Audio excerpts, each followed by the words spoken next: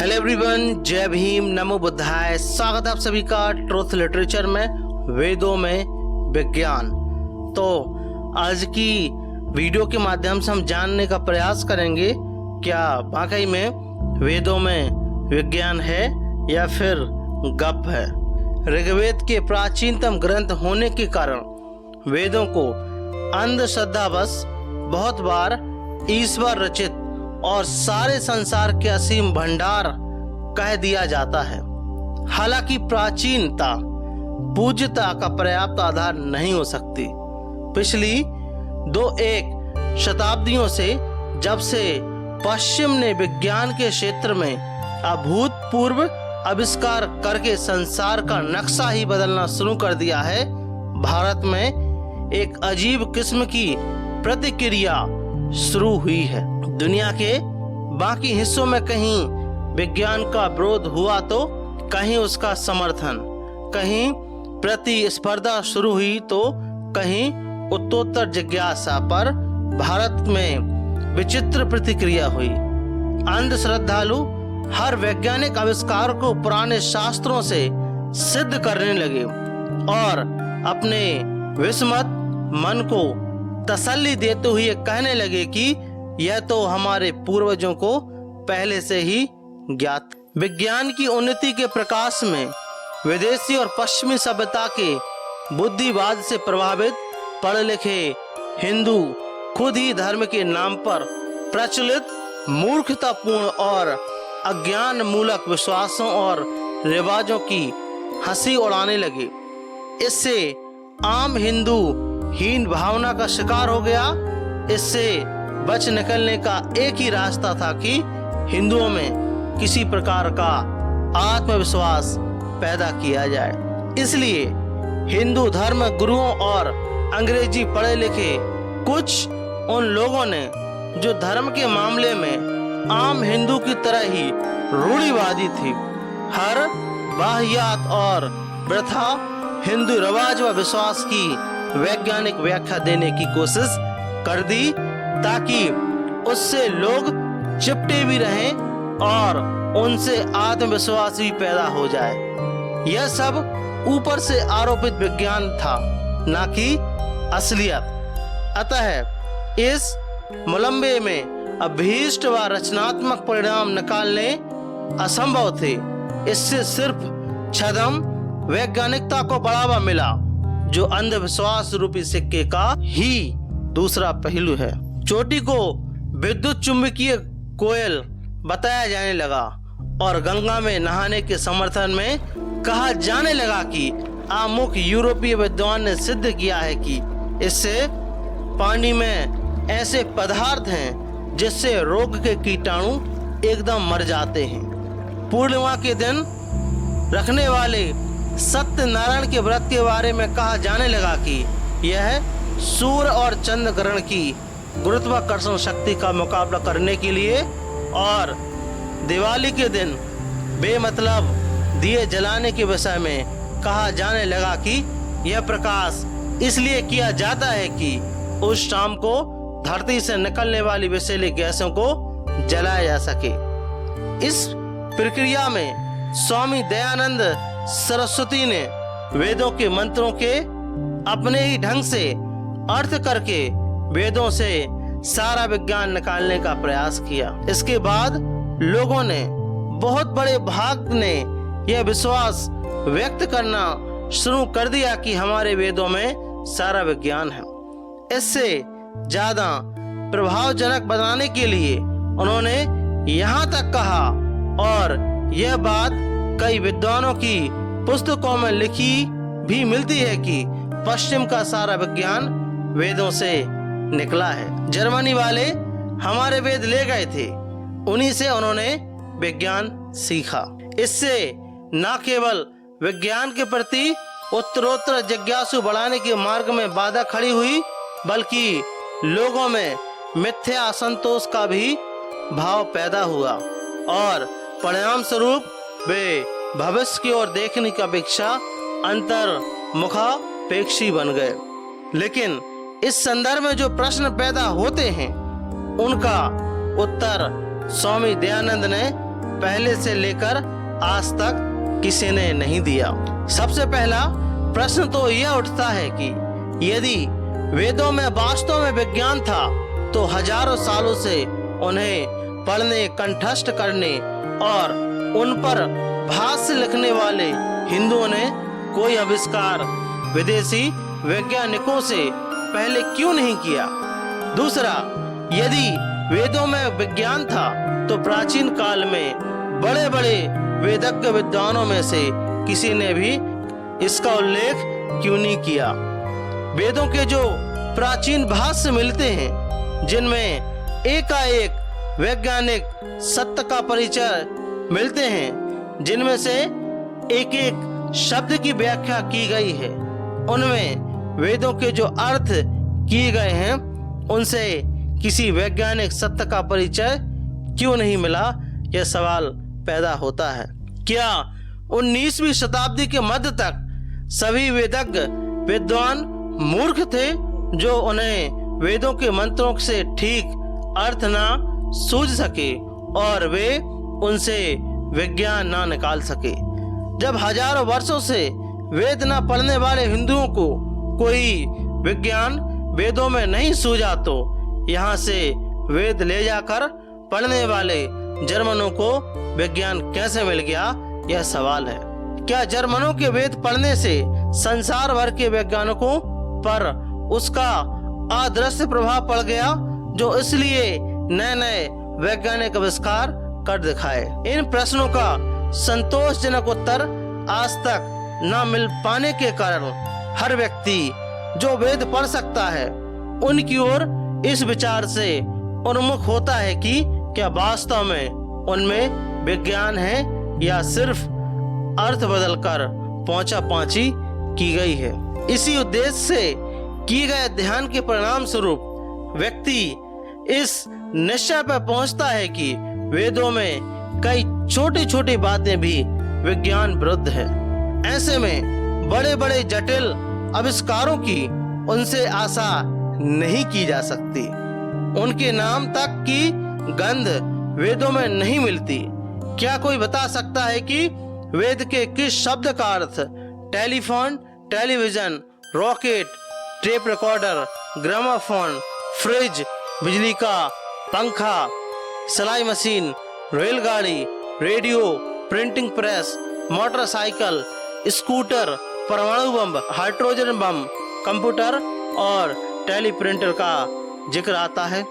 जब हम बात करते हैं कि वेदों में पृथ्वी खड़ी है, यह बात आज चौथी कक्षा का विद्यार्थी भी जानता है कि पृथ्वी घूमती है। उसकी दो गतियां हैं, दैनिक गति और वार्षिक गति। लेकिन वेदों में पृथ्वी के बारे में लिखा है कि वह खड़ी है। यह बात एक जगह नहीं कई जगहों पर कही गई है। उदाहरण के लिए कुछ उद्धरण हैं। ऋग्वेद के 2:12 में लिखा है, लिखते हैं, हे मनुष्यों, जिनसे कांपती हुई पृथ्वी को स्थिर किया है वह इंद्र है। तो यहाँ पर पृथ्वी की कांपने की बात की जा रही है, पृथ्वी का स्थिर की जाने की बात की जा रही है।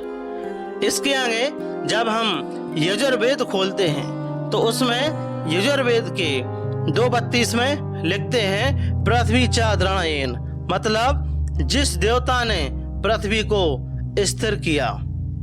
ऐसे ही जब हम अथर्ववेद में देखते हैं 2:12-11 में तो लिखते हैं कि विश्वरूपाम धराम भूमम पृथ्वी मिंद्र गुप्ताम, अर्थात अनेक रूपों वाले विस्तृत और अचल भूमि की इंद्र रक्षा करता है। ऐसे ही अथर्ववेद के 12:1-17 में लिखते हैं, ध्रुवाम भूमि पृथ्वम चरेम, अर्थात हम सदा विस्तृत और अचल भूमि का विवरण करें। वेदों में पृथ्वी के लिए निरृति शब्द का प्रयोग भी हुआ है। वेदों के कोश निर्घंटु 1:1 में निरृति शब्द पृथ्वी के पर्यायवाची में लिखा है। इसका अर्थ है निरप्रस रति, ऋर गतो, अर्थात गतिहीन। इसलिए आज तक संस्कृत और हिंदी के शब्दकोशों में पृथ्वी का एक नाम अचला मतलब गतिहीन है। ऐसे में वेदों में विज्ञान की क्या आशा की जा सकती है? पृथ्वी को घूमती सिद्ध करने के लिए वेद के प्रायः 2 मंत्र पेश किए जाते हैं। उन दोनों का यहाँ विचार करना अप्रासंगिक ना होगा। उससे स्पष्ट हो जाएगा कि असलियत क्या है और तोड़ मड़ोड़ कितनी है। पहला मंत्र ये है, गोवर्तनी परेते निष्कर्तनम पयोदहाया व्रति नीर वारत सा प्रभुवाणा वरुणाय दासु से दा श्रद्ध विषा विवसते। यह ऋग्वेद के 10:65-6 में लिखा है। ऐसा इसका अर्थ है वेदों में विज्ञान निकालने वाले ने यह किया है। लिखते हैं, पृथ्वी निरंतर अन्न रस आदि से प्राणियों को पूर्ण करती हुई अपने आप नियम का पालन करती है, ईश्वरीय महिमा का उपदेश करती है, दानी श्रेष्ठ जन और विद्वानों को सुख देती है, अपनी कक्षा में सूर्य के चारों ओर घूमती है। ऐसा इस श्लोक में दावा किया जाता है। लेकिन दरअसल यह मंत्र पृथ्वी विषयक ही नहीं है। मूल पाठ में एक वाक्य खंडन है, पयोदहाना। इसका अर्थ है दूध दोहाती हुई अर्थात दूध देती हुई। एक दूसरा वाक्य खंड है, वरुणाय दासु से देवभ्यो दाशद विषा। इसका अर्थ है वरुण और अन्य देवों को आहुतियां दें। यहाँ विचारणीय यह है कि क्या पृथ्वी दूध देती है? क्या देवताओं के लिए आहुतियां प्राय घी, दूध या मांस ही होती हैं? पृथ्वी दे सकती है। पृथ्वी पर ये बातें चरितार्थ नहीं होती। एक बात और यहाँ ध्यान देने योग्य है, इसका अर्थ में लिखा है कि अपनी कक्षा में सूर्य के चारों ओर घूमती है। मूल पाठ में एक भी ऐसा शब्द नहीं है जिसका यह अर्थ बनता हो। प्रस्तुत मंत्र में दूध देने और आहुतियों की सामग्री जुटाने वाली गाय है। अतः विद्वानों ने इस मंत्र का अर्थ ठीक तौर पर ऐसे किया है, जो गाय स्वयं पवित्र स्थान यज्ञ में आती है, वह दूध देते हुए यज्ञ कर्म को संपन्न करती है। मेरी इच्छा है कि वह गाय दाता वरुण और अन्याय देवों को होमीय द्रव्य मतलब दूध व घी आदि दे और मुझ पर देव सेवक की रक्षा करे। इसका अर्थ है हिंदी ऋग्वेद पृष्ठ 113 और 14 में आप लोग देख सकते हैं। ऐसे ही दूसरा मंत्र है जो कि यजुर्वेद के 3:6 में है, आयाम गोह प्रश्वी नर क्रीम दसनन मातरंपु पितरम चा प्रणत्य स्व। यह यजुर्वेद के 3:6 में मिलता है। इसका अर्थ है कि वेदों में विज्ञान निकालने वालों ने इसका अर्थ इस प्रकार लिखा है, यह जल को प्राप्त होकर अर्थात जल सहित अंतरिक्ष में आक्रमण करती है, अर्थात अपनी धुरी पर घूमती है और सूर्य के चारों ओर घूमती है। इस मंत्र के विषय में सबसे पहले यह बात बताना जरूरी है कि इस अर्थ में आक्रमण का अर्थ किया गया है। अपनी धुरी पर घूमती है, जबकि आक्रमण का अर्थ है हमला। वैसे आक्रमण के अन्य भी कई संस्कृत शब्दकोशों में मिलते हैं। रेफरेंस है ऑप्टिकृत students practical Sanskrit English dictionary पृष्ठ 75 तथा चतुर्वेदी कृत संस्कृत शब्दार्थ कौस्तुभ पृष्ठ 72। इसमें पर अपनी दूरी पर घूमती है अर्थ कहीं नहीं मिलता।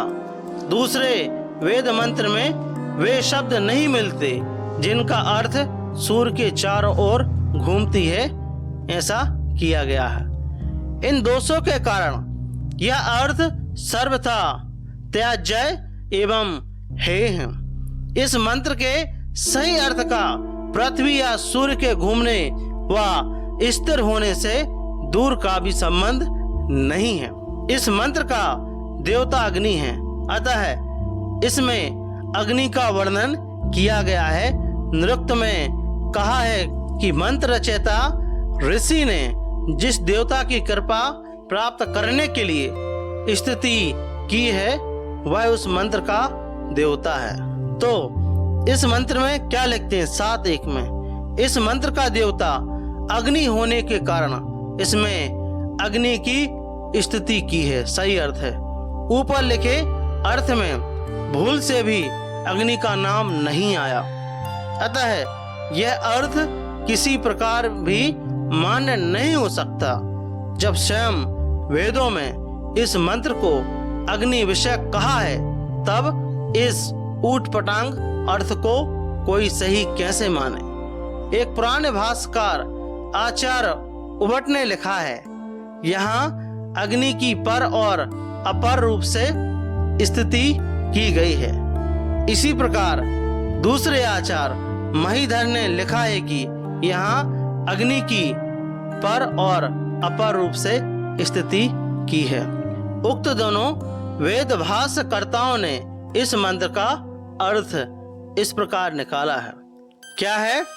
इस यज्ञ सिद्धि के अर्थ यजमान के घर आने जाने वाले श्वेत रक्त आदि बहु प्रकार की ज्वालाओं से युक्त अग्नि ने सब ओर से आह्वानीय ग्रहपत्य और दक्षिणाग्नि के स्थानों में अतिक्रमण किया है। पूर्व दिशा में पृथ्वी को प्राप्त किया और सूर्य रूप होकर स्वर्ग में चलते अग्नि ने स्वर्गलोक को प्राप्त किया है। ये यजुर्वेद पर उभट और महावीर के भाष्य में ऐसा लिखा है। इसमें पृथ्वी के अपने धुरी पर और सूर्य के चारों ओर घूमने की गंध तक नहीं है, अतः इन दोनों बातों को सिद्ध करने के लिए एक मंत्र प्रस्तुत करना सरासर गलत है। तो हमने जाना कि किस प्रकार से वेदों में एक सामान्य सा कॉन्सेप्ट जो कि चौथी क्लास का बच्चा, LKG, UKG क्लास का बच्चा भी जानता है कि पृथ्वी स्थिर नहीं है, पृथ्वी घूमती है, लेकिन वेदों में ये लिखते हैं कि पृथ्वी स्थिर है। तो हमने जाना वेदों के माध्यम से कि किस प्रकार का विज्ञान भरा पड़ा है, आप लोग स्वयं जान गए होंगे। यदि आपको यह वीडियो अच्छा लगा हो तो प्लीज़ हमें रिस्पॉन्स ज़रूर करें और हम इसके आगे और भी वीडियो बनाने का प्रयास करेंगे कि वेदों में कितना विज्ञान है। तो मिलते हैं फिर इसी प्रकार की नेक्स्ट वीडियो के साथ में। जय भीम, जय भारत।